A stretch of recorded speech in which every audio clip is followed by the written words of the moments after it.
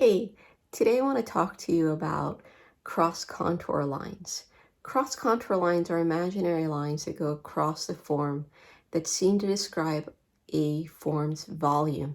This is huge in line drawing.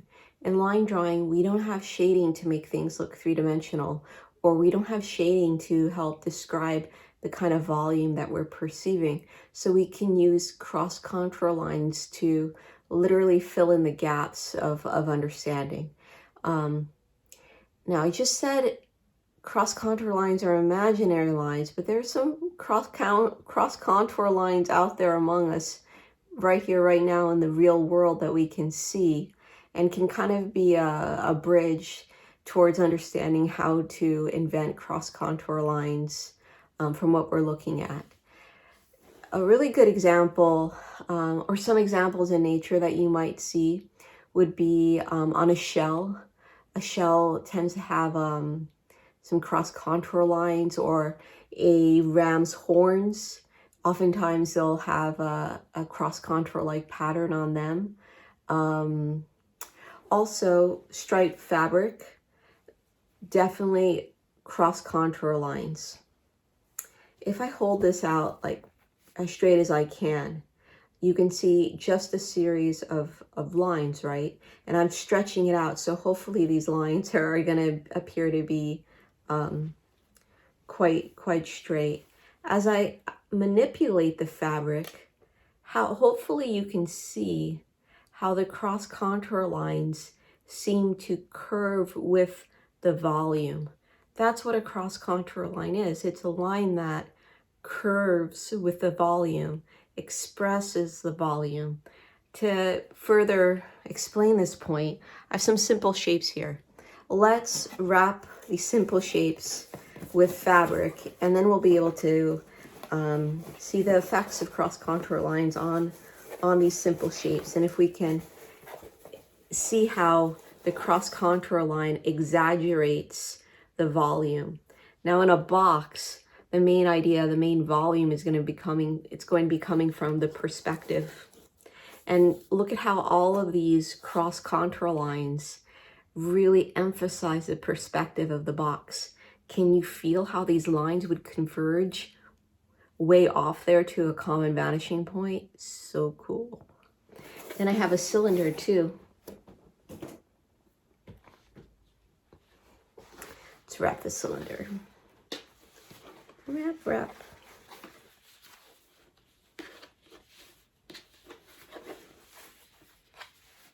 All right, just got to get a tight grip on it. So let me kind of twirl the cylinder around. And you can see, look at these nice round lines that the fabric makes because the cylinder is round. Seeing, okay, I want to just bring it down slowly so you can appreciate those lines.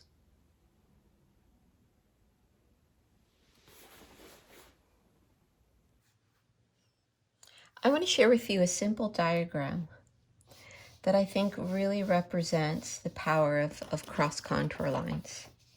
So I'm going to try to just draw two very similar shapes. Okay, and on this one, I'm going to draw a curved form. So a curved line.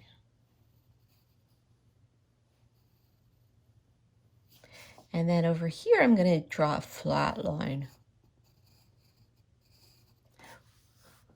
Wow, isn't that remarkable? Look at how now these two things that started out similar now say two different things entirely. Remember, at one point they both looked like this, and with the addition of either a curved line or a straight line, they say radically different things. This one says, hey, look at me, I'm curved. And this says I'm flat, right? So it communicates two different types of volumes there. This could be huge. I have a simple little drawing of a pear here, And it's not a bad line drawing, but there's a lot of nothingness in the middle, a lot of ambiguity.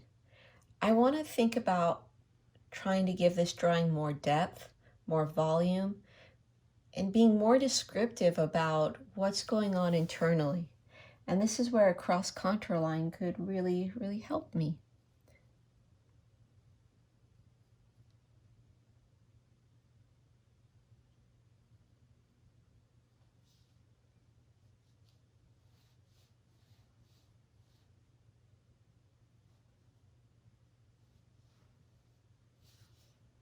Now you don't have to necessarily go all the way down with your cross contour line. You can if you want to, but it's really not necessary.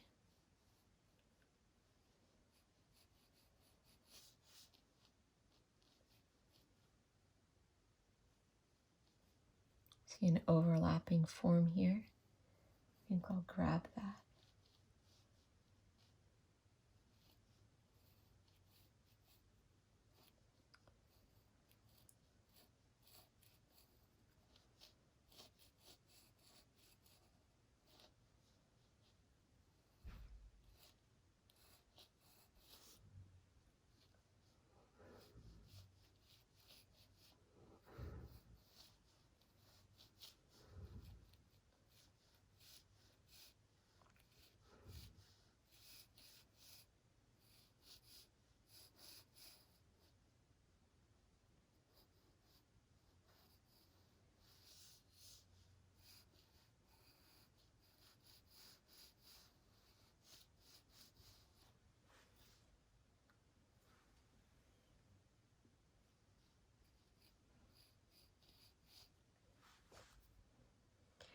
Hopefully you can see how these cross contour lines really added to the volume of the pear.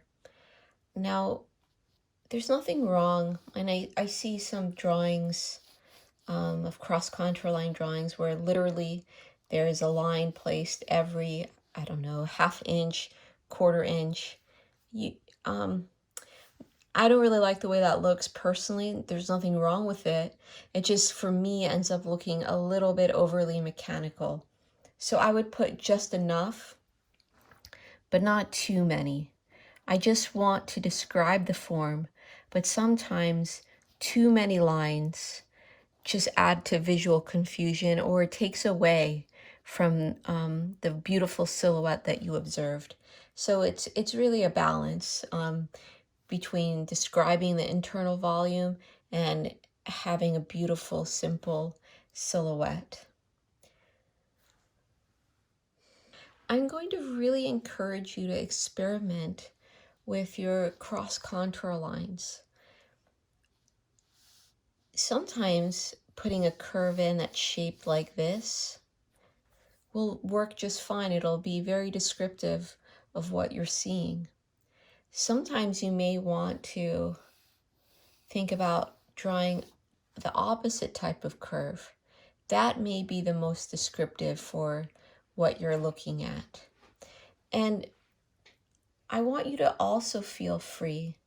And I don't know if I necessarily, I guess this one is kind of going at a diagonal, but you could also have cross contour lines that go on a diagonal. So they don't necessarily have to go perfectly straight up and down. There could be a slight angle to them. That's okay too.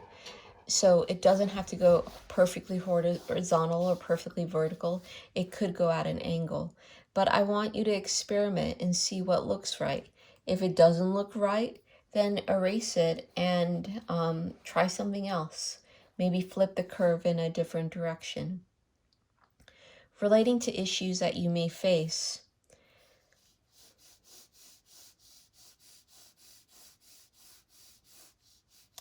let's say we have just a simple cylinder here. And I'll show you what's a common mistake when it comes to drawing cross contour lines, is to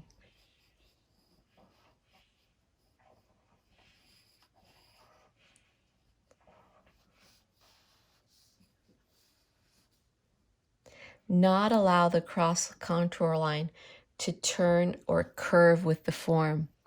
So this line is relatively coming at the silhouette in a straight way. A more descriptive way would be to allow this to curve. Allow it to curve. Look at that curve. Look at it go. It's turning the form.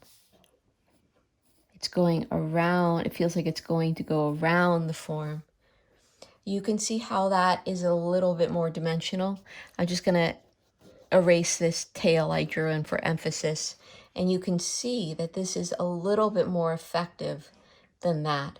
This feels a little bit rounder, and this feels a little bit flatter. This is an important concept to try to get. It's going to make learning to shade a lot easier if you can understand cross contour line. So don't kind of skip over this lesson. Cross contour lines are important, especially if you want to learn how to shade.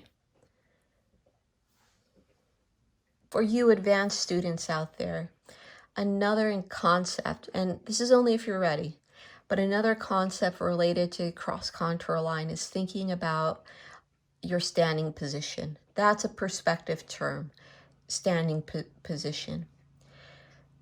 How does, now I tried to draw a straight line on this egg just to illustrate this point.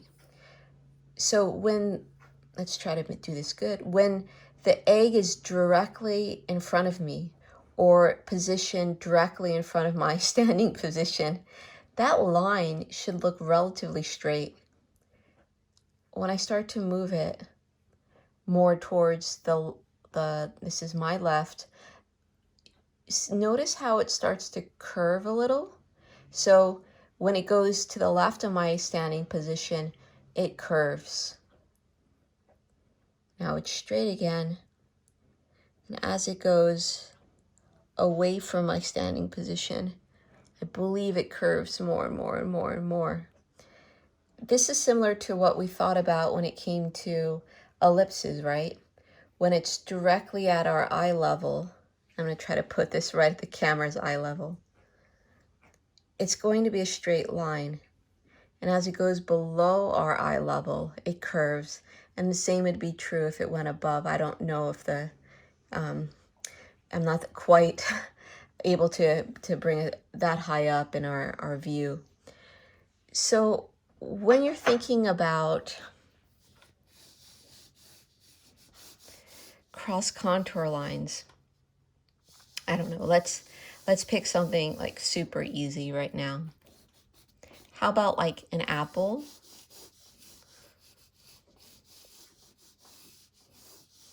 Here's a little stem. Okay, there's an apple for my imagination. You might say to yourself, hey, am I looking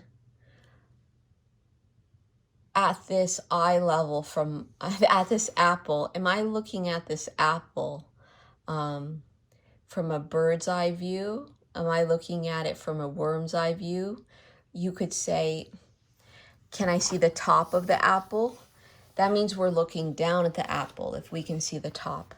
And in this situation, I can definitely see the top of the apple because I see where the stem intersects that little fleshy part of the apple right there.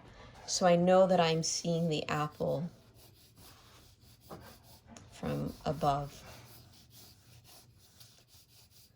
So my apple, if I wanted to conceive of my apple as a cube, would be something like that.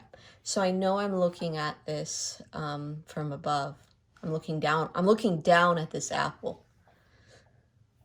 I look down on apples, that's right. So I'm looking down at this apple. So what that means is it means that this is going to be an opportunity for me to use lots of lines that primarily go in this direction.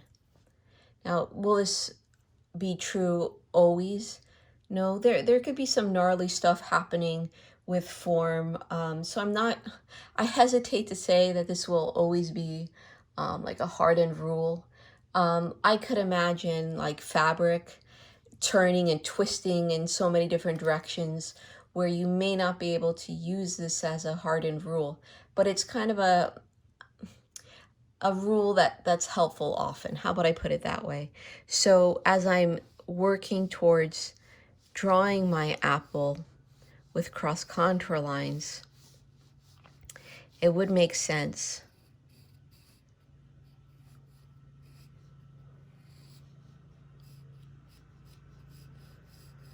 for me to primarily use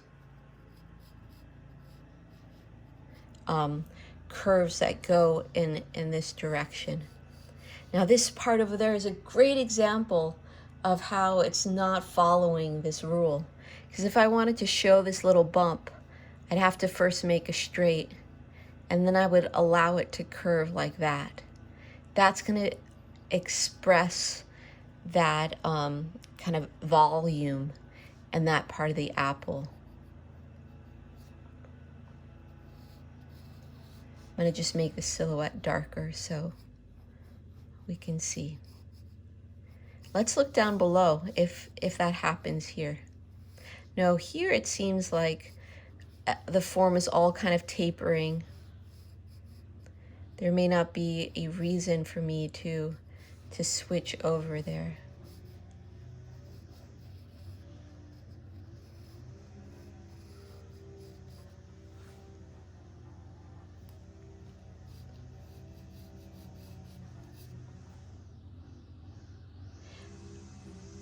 Just for kicks, let's see what would happen if we switch this around. What if we followed that? Would it look as nice?